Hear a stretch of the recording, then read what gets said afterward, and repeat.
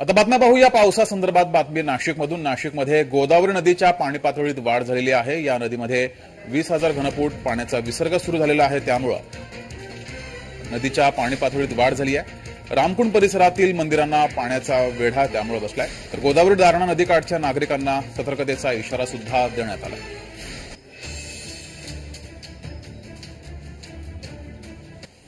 नाशिक आणि परिसरामध्ये चांगला पाऊस पडतोय आणि त्यामुळे गंगापूर धरणातून 2000 क्युसेस इतका जो पाण्याचा विसर्ग आहे तो गोदावरी नदीमध्ये करण्यात आलेला आहे। गोदावरी नदीची पाणी पातळी वाढल्याचं आपल्याला बघायला मिळतोय। मी नाशिकच्या या रामकुंड परिसरामध्ये आहे। आपण बघू शकतो की अनेक जे छोटे मोठे मंदिर आहेत हे पाण्याखाली गेलेले आहेत। खरं तर गंगापूर धरणातून पाण्याचा विसर्ग टप्प्याटप्प्याने वाढवण्यात येईल अशाही पद्धतीची माहिती आहे। गंगापूर, दारणा, कडवा आणि नांदूर मध्यमेश्वर असे जे प्रमुख धरणं आहेत नाशिक जिल्ह्यातले, या धरणांमधून पाण्याचा विसर्ग पुन्हा एकदा केला जातोय आणि प्रामुख्याने नाशिक जिल्ह्यातील धरण क्षेत्रामध्ये चांगला पाऊस पडतोय, त्यामुळे अनेक धरणं जे आहेत ते 90 ते 100% भरल्याची परिस्थिती आपल्याला नाशिकमध्ये बघायला मिळतोय। गंगापूर धरणातून आता मोठ्या प्रमाणात पाण्याचा विसर्ग केल्याने गोदावरी नदीची ही पाणी पातळी वाढलेली आहे आणि टप्प्याटप्प्याने जर पाऊस वाढला तर पाण्याचा विसर्ग देखील वाढवला जाईल अशा पद्धतीची माहिती प्रशासनाने दिलेली आहे।